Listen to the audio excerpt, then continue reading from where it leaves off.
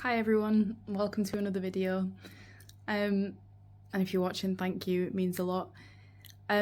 So today I was going to talk about this nature aquarium that I set up a couple of months ago because it is a low energy tank, I guess. There's no CO2. The lighting is, granted the lighting is probably a little bit higher than standard, but even then it's nothing, it's not Chihiros or the high-end Twin Star or anything like that. It is an ONF flat nano, which I'll go into in a bit. That's probably the highest tech thing about this tank. And it was just to kind of, sorry, I'm just distracted by how beautiful he is. But it was just to kind of run through on the plants that I've chosen, how I've got a dwarf hairgrass to carpet in a low energy setup. I mean, that might be really easy for some people, but that's not something I've ever had luck with before. And I'm not even going to say that this is a how-to, because I'll be honest, I don't actually know how I've done it. I think there's been a little bit of help from certain products, which we'll talk about as well. But yeah, so it's just a little rundown of this, because a lot of people have asked questions on what are the plants in it and how have you got it to kind of look quite lush. I wouldn't say it's lush necessarily in all places, but it's getting there. So I guess first things first, substrate. So in this tank, I actually used some ADA power sand, which I've never used before. I think there is a build video on this tank, which I'll link in somewhere on the screen. So yeah, I used ADA power sand, which is this stuff. And I'd never used it before, and to be honest, I didn't even know what it was. Basically, I think in short, it's just supposed to give a bit of a nutrient boost when you first set it up, and I think it has a lot of nutrients in it, and with it being like a volcanic rock, I guess it's a good place to house beneficial bacteria. So never used it before, but I tried a little layer of it in this. I know if you use too much of it, you can probably trigger algae, which suggests that it's probably quite high in nutrients. So in the back, I don't know if you can see down the side, you can kind of see at the bottom there is like a thin layer of it, and then on top of that it's just some good old Tropica aqua soil. So yeah, ADA power sand topped with Tropica aquarium soil. It's something that I've used in every scape I've done, and I've always had luck with it, and it's always been, provided good results. So why change something? If it isn't broke, don't fix it.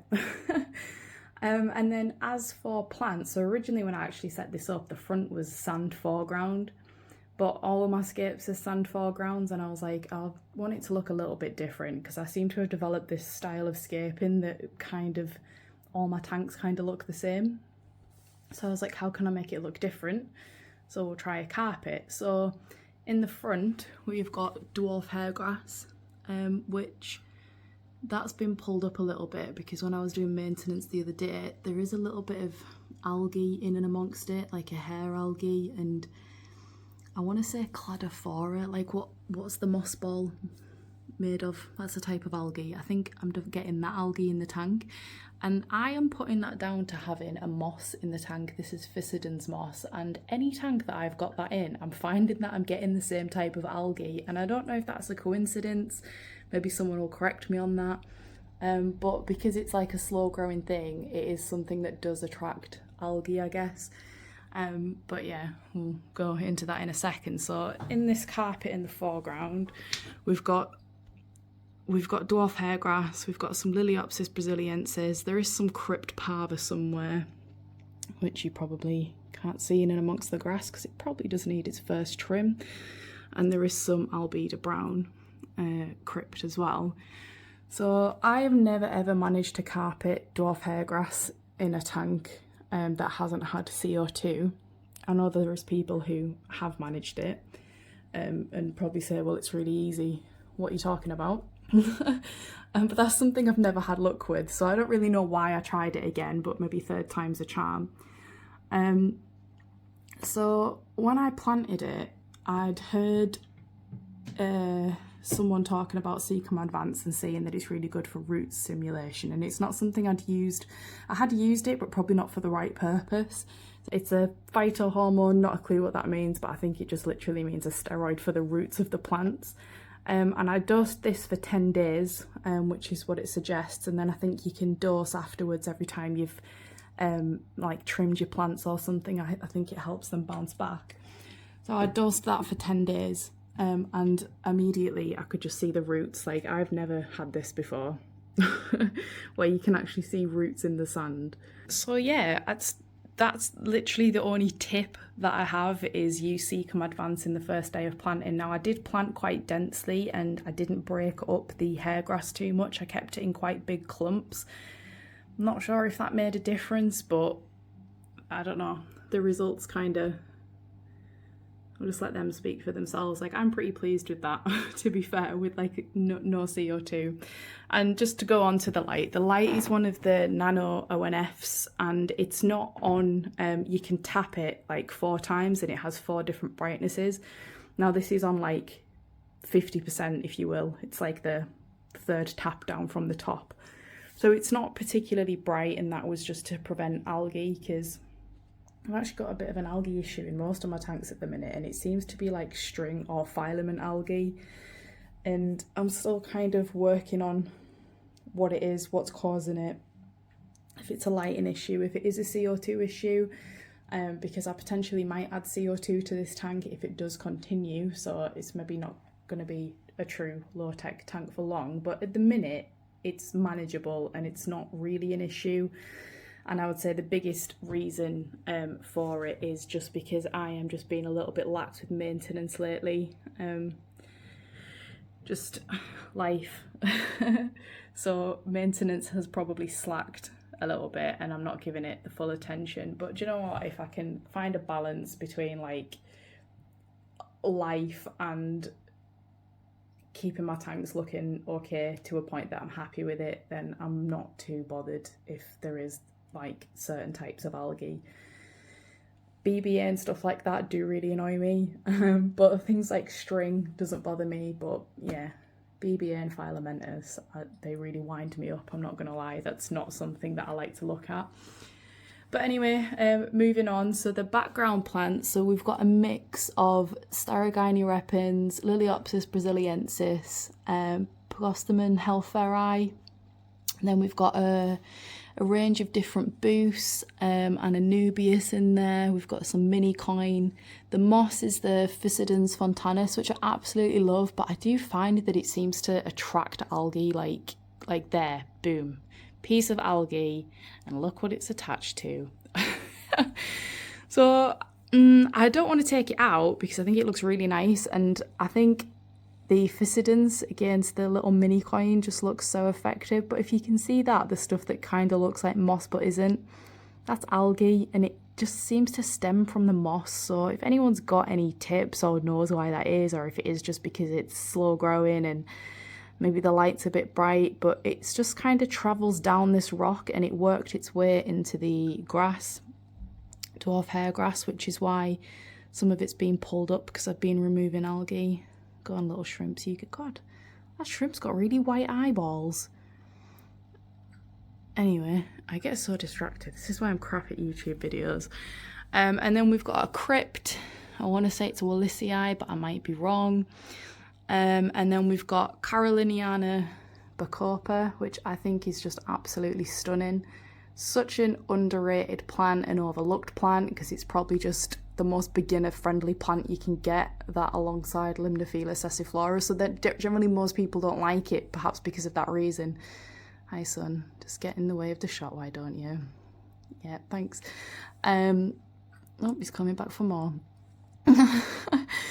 But this is the first time I've grown it and I love it and I think it looks really nice. Let's do this Ludwigia palustris, is it? Yeah.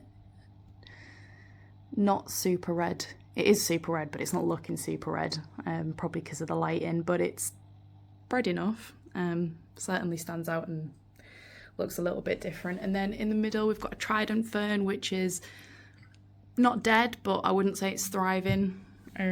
I actually think they are a little bit more high-techy. Not high-techy, but I think they do require CO2 and decent light, because I've got it in this tank, which is fully low-tech, pretty pants light, no CO2, basic filter, in a old substrate, and it doesn't get any fertilizers, and it's pretty yellow. It's not exactly doing great, but that might be because of the lack of fertilizers. But anyway, it can stay in there for now. I might change it eventually, but I don't want it to look like the tank behind me, which is my big 60 centimetre, because that's what I feared. It looked like a similar type of skip. I'll just spin you around. It's the lights are just ramping up at the minute, so you can't really see much, but yeah. And then moving on, I took some cuttings from a Rotala HR to try in here, which, as you can see, aren't really working because they are probably more of a high energy plant. Again, not dead, but not thriving. They look a little bit leggy and a little bit bare, which means this patch in the left just hasn't filled out. It doesn't look quite as lush as I'd like it to. And the background stems, because I only planted a few, that's just a case of trimming and letting them, as plants do, you trim them and it splits off into two. So I've got no issues with that bit eventually filling out. But yeah, this bit filled out pretty much immediately, and I've never grown, please focus, I've never grown like Pagostemon helferi to look so healthy, and I'm probably going to put that down to the Power Sand Advance, because it is just doing really good, if I do say so myself. Even the Storigaine's looking really healthy, really green, really lush. So yeah, it's not necessarily a how-to or like I've got the secret answers or anything in this video. It's just more of a this is what I did and this is what happened. So I am pretty pleased with it. This tank has actually got a Oase filter to be plugged in with some clear pipes. I just haven't got the clear pipes yet. I haven't had time to get any, but eventually that'll be taken out, so it's a lot cleaner in the tank. I know it looks a little bit messy with the internal filter, but I think once that's out it will look like quite a tank that I'm quite pleased with, because actually originally when I scaped this I didn't like it, and I was just like, oh well, I'll plant it temporarily and then I'll take it down and do it again. But actually it's probably grown into one of my favourite tanks, and touch wood, I don't want to jinx it too much, but it's been quite unproblematic.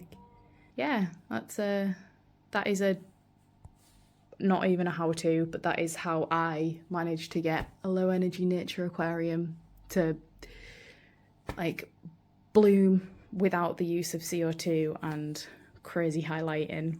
Maybe it's just a fluke. All right, cheers guys, bye.